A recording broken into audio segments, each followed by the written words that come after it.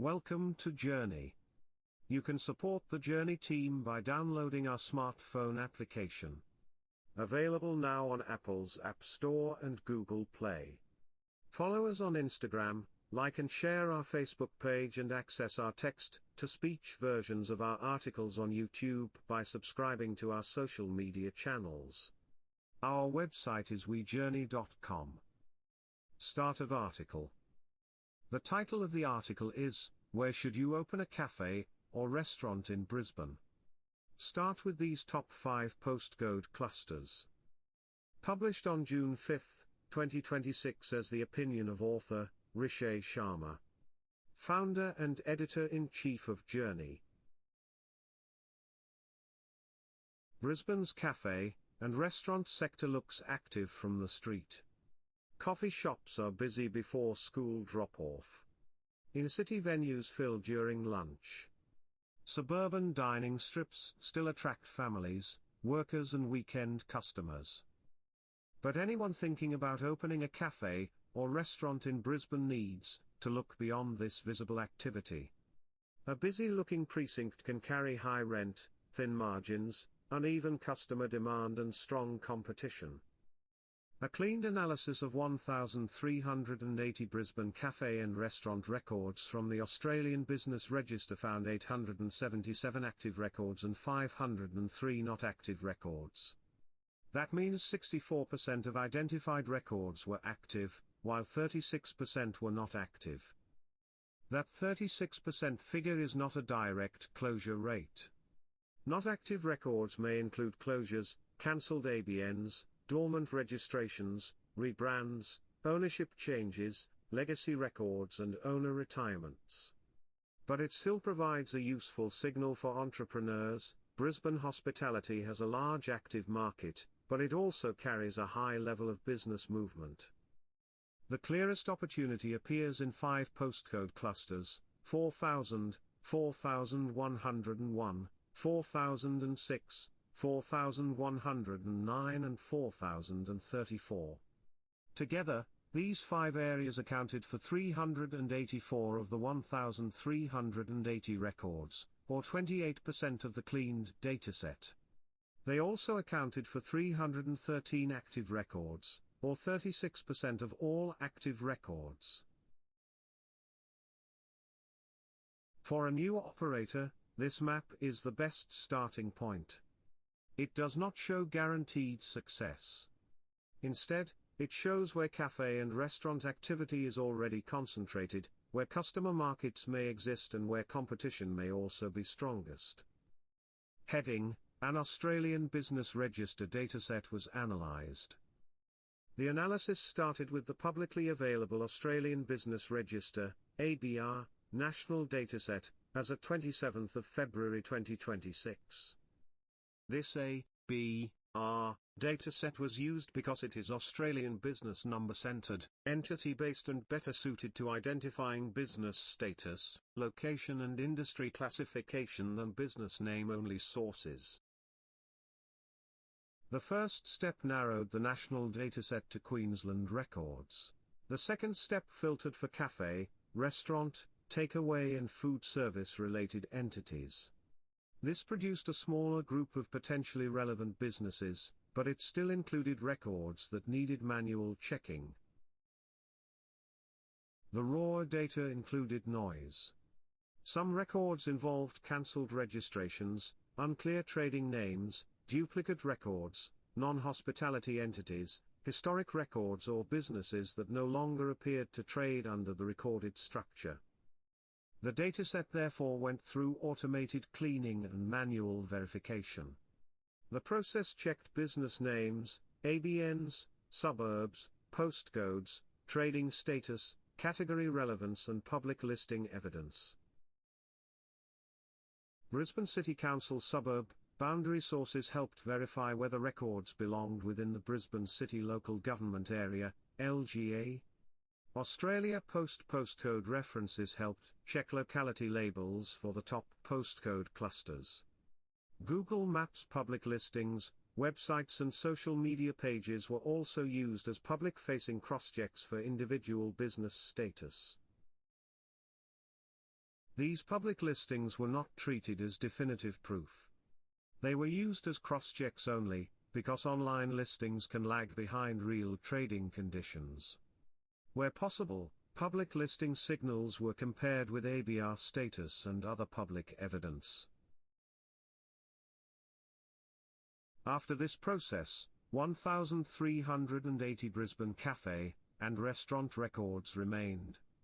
Of those, 877 were active and 503 were not active. Heading: 4,000, Brisbane's biggest café and restaurant cluster. Postcode 4,000, covering Brisbane City, Spring Hill, and Petrie Terrace, recorded the highest concentration of café and restaurant records in the dataset. It had 115 records, with 98 active and 17 not active. That produced an 85% open rate. For entrepreneurs, this area offers scale. It sits around office workers, visitors, students, hotels, events and commuter traffic.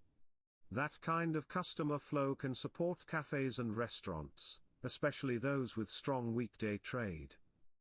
But the dataset cannot prove that customer volume offsets the cost base. A CBD location may also involve higher rent, higher staffing requirements, longer trading hours and stronger competition. The practical takeaway: 4,000 may suit operators with capital, clear positioning and the ability to handle a higher fixed cost environment. Heading: 4006, the strongest open rate among the top 5. Postcode 4006, covering Fortitude Valley, Newstead, Bowen Hills, and Hurston, recorded 78 café and restaurant records. Of those, 67 were active and 11 were not active. That produced an 86% open rate, the strongest among the top 5 clusters. For entrepreneurs, 4006 offers a mix of hospitality demand. Fortitude Valley has nightlife and entertainment activity. Newstead and Bowen Hills include residential growth, offices and destination venues. Hurston adds health and hospital-related activity. This diversity may support different trading windows, breakfast, lunch, dinner, takeaway and weekend demand. But it also means competition can be intense. A new entrant needs a strong reason for customers to switch or add another venue to their routine. The practical takeaway: 4006 may suit operators with a sharp brand, strong design, delivery potential or a food offer that fits a competitive precinct. Heading: 4109, Brisbane's major southern dining cluster. Postcode 4109, covering Sunnybank, McGregor, Robertson, Sunnybank Hills, and Sunnybank South, recorded 61 café and restaurant records. Of those, 51 were active and 10 were not active. That produced an 84% open rate. For entrepreneurs, 4109 is one of the clearest suburban signals in the dataset. It has an established dining identity and strong local recognition as a southern food cluster. This type of locality can benefit from repeat customers, family dining, evening trade, takeaway demand and cultural food depth. But established dining areas can also be hard to enter. Customers may already have trusted favorites, and a new business may need quality, price discipline and a clear point of difference. The practical takeaway: 4109 may suit operators with a strong cuisine focus, family dining model, takeaway strategy or community-based brand. Heading 4034. Smaller but stable northern suburban activity. Postcode 4034, covering Aspley, Boondall, Castledine, Geebung, and Zilmere, recorded 38 cafe and restaurant records. Of those, 31 were active and 7 were not active. That produced an 82% open rate. This is not the largest cluster, but it still shows a meaningful northern suburban market. For a cafe or restaurant operator, a smaller cluster can be useful where the business depends on local repeat trade rather than high tourist or nightlife activity. The main trade-off is visibility. A suburban location may have lower rent exposure than an inner-city precinct, but it may also require more consistent local loyalty. Operators may need to rely on morning routines, school traffic, nearby workers, families and weekend habits. The practical takeaway, 4034 may suit operators with a neighborhood cafe model, low to moderate overheads and strong local marketing. Heading 4101, visible, popular and riskier than it looks. Postcode 4101, covering South Brisbane, West End, and Highgate Hill, recorded 92 cafe and restaurant records. That made it the second largest cluster in the dataset. But it had the lowest open rate among the top 5 clusters, 72%. Of its 92 records, 66 were active and 26 were not active. This is the most interesting finding for entrepreneurs. South Brisbane and West End look like obvious hospitality locations. They have apartments, nightlife, arts activity, students, workers and visitors. They also have strong public visibility, and an established food culture. Yet the data shows a higher inactive share than the other leading clusters. That does not mean entrepreneurs should avoid 4101. It means the area may reward strong operators while exposing weak concepts quickly. A venue in 4101 may need to compete harder on brand, menu, experience, price, location and trading hours. It may also need enough capital to survive the early months before regular demand settles. The practical takeaway, 4101 may suit experienced operators, destination venues and concepts with strong differentiation. It may be less forgiving for undercapitalized first-time entrants. Heading, what interviews revealed about business pressure. The numbers show where activity is concentrated. Interviews show what it feels like to operate inside that market.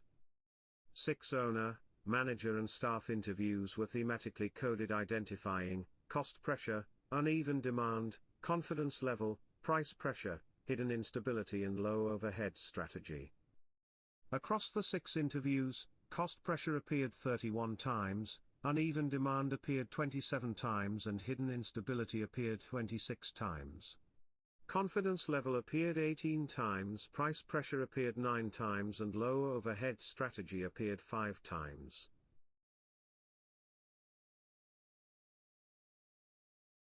Hidden instability refers to signs that a cafe or restaurant may be operating under pressure despite still being open, trading or appearing busy.